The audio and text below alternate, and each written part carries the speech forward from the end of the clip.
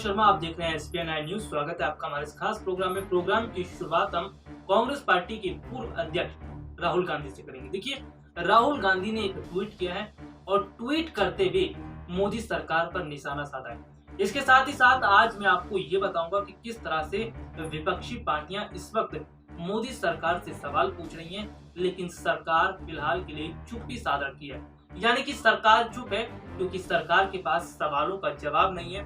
और आपको बता दूं, राहुल और प्रियंका बकायदा देश की जनता के सामने सच बताने की कोशिश कर रहे हैं। राहुल और प्रियंका ये बताने की कोशिश कर रहे हैं कि हमारे देश में वैक्सीन की कमी है, अस्पतालों में बेड्स नहीं है, तमाम तरह की सुविधाएं नहीं है और सरकार केवल और केवल लोगों को चाशनी में लपेट कर बहकाने की कोशिश कर रही है। जी हां, आपको बता दूं कि जिस तरह से देखने को मिल रहा है कि फिलहाल राहुल और प्रियंका इस वक्त देश के बहुत सारे मुद्दे हैं जिन पर सवाल खड़ा कर रहे हैं, जिन पर सरकार से सवाल पूछते हुए नजर भी आ रहे हैं। अगर मैं बात करूं तो राहुल और प्रियंका ने बाकायदा प्रवासी मजदूरों को लेकर तो बात कही और प्रवासी मजदूरों के समर्थन में भी बात कर रहे हैं और वो कह रहे हैं कि जो प्रवासी मजदूर हैं उनके लिए सरकार क्या कदम उठा रही है। इसके साथ ही साथ वो ये बता रहे हैं कि सरकार पूरी तरह से आज विफल हो चुकी है क्योंकि सरकार ने हाथ खड़े कर दिए।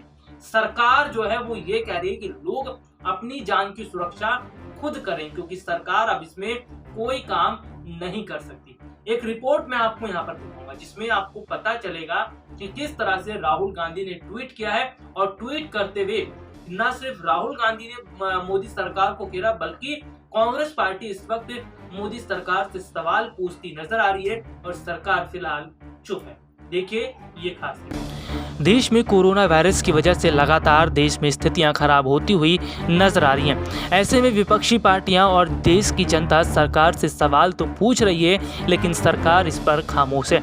वहीं अगर बात की जाए तो कांग्रेस पार्टी के पूर्व अध्यक्ष राहुल गांधी ने एक ट्वीट किया। राहुल गांधी ने ट्वीट करते हुए लिखा, आपदा देश की अवसर, मोदी मित्रों का अन्याय केंद्र सरकार का। राहुल गांधी का कहना है कि मोदी सरकार आपदा के अवसर में भी एक अवसर ढूंढ रही है। राहुल गांधी ने कहा कि जिस तरह से मोदी सरकार पूरी तरह से विफल साबित हुई है, इससे साफ पता चलता है कि सरकार ने अपने हाथ खड़े कर दिए हैं। इसके अलावा अगर बात की जाए तो कांग्रेस पार्टी लगातार मोदी सरकार के सच को जनता के सामने लाने की कोशिश कर रही है। जिस तरह से देखने को मिल रहा है कि अस्पतालों में वैक्सीन की तो कमी है ही, इसके साथ ही बेड व जरूरी सुविधाओं की भी कमी है।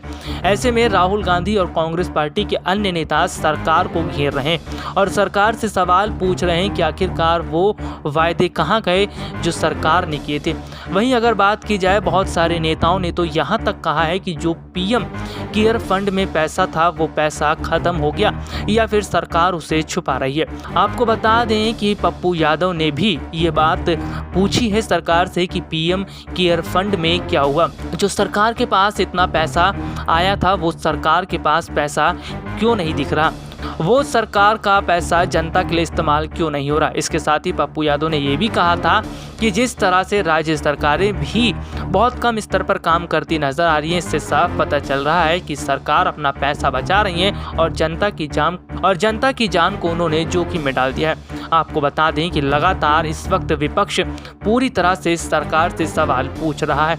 वहीं सबसे बड़ी बात तो ये कि जिस तरह से बंगाल में बीजेपी नेताओं की रैलियां अभी तक रद्द नहीं हुई हैं, उस पर भी ममता बनर्जी ने सवाल खड़े किए हैं और ममता बनर्जी व देश की जनता भी ये पूछ रही है कि क्या सरकार के लिए अब रैलियां करना इतना जरूरी हो गया है? क्या ये रैलियां देश की जनता से बढ़कर हैं?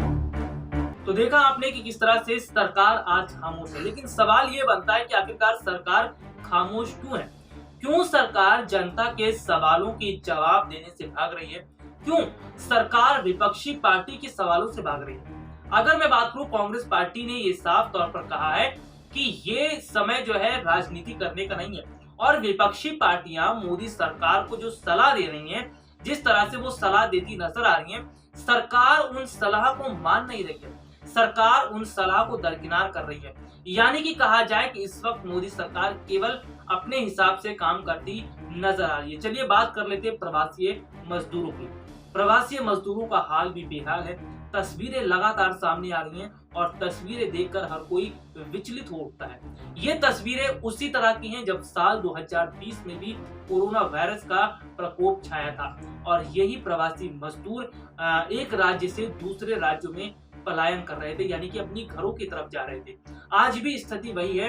हालांकि अगर मैं बात करूं, दिल्ली के मुख्यमंत्री अरविंद केजरीवाल ने जो प्रवासी मजदूर हैं उनसे हाथ जोड़कर यह अपील भी की है कि वो अपने घरों की तरफ ना जाएं, क्योंकि जिस तरह से भगदड़ मची हुई है उससे उन्हें परेशानी होगी, उनके जो पैसे हैं वो खर्च होंगे और तमाम तरह से उन्हें दिक्कतों का सामना करना पड़ेगा। ऐसे में दिल्ली के मुख्यमंत्री ने बहुत बेहतर तरीके से दिल्ली की स्थिति को संभाल रखा है और दिल्ली की स्थितियों को वो संभालते हुए नजर भी आ रहे हैं। तो प्रवासी मजदूरों को लेकर जो बात दिल्ली के मुख्यमंत्री ने कही, शायद वो किसी भी मुख्यमंत्री ने अभी फिलहाल नहीं की है, क्योंकि दिल्ली के मुख्यमंत्री जानते हैं कि इन प्रवासी मजदूरों की हालत एक तो पहले से खराब है और दोबारा वो अपने घरों की तरफ जा रहे हैं, तो इससे उनकी दिक्कतें और बढ़ेगी। वैसे अगर मैं बात करूं तो प्रवासी मजदूरों को इस बात का भी डर है कि अगर पूरी तरह से लॉकडाउन लग जाएगा तो उनकी मुश्किलें और बढ़ जाएंगी। हालांकि मैं यहाँ पर बात कर लेता हूँ कि प्रधानमंत्री नरेंद्र मोदी ने बीते दिनों देश को लेकर जो संबोधन किया उसमें तो ये साफ कर दिया है कि जो राष्ट्रव्यापी लगेगा लॉकडाउन वो नहीं लगेगा। उन्होंने कहा कि राष्ट्र के स्तर पर यानी देश के स्तर पर लॉकडाउन नहीं लगेगा। ऐसे में उन्होंने कहा कि अब राज्य सरकारों को देखना है कि उनके राज्यों की स्थिति किस तरह से, तो यानी कि कहा जाए कि केंद्र सरकार ने पूरी तरह से जो जिम्मेदारियां हैं वो राज्य सरकारों को सौंप दी है। अब ये राज्य सरकारों को देखना होगा कि अपने राज्यों की स्थिति को देखते हुए उन्हें क्या कदम उठाना है। तो फिलहाल के लिए आज मुझे इजाजत दीजिए।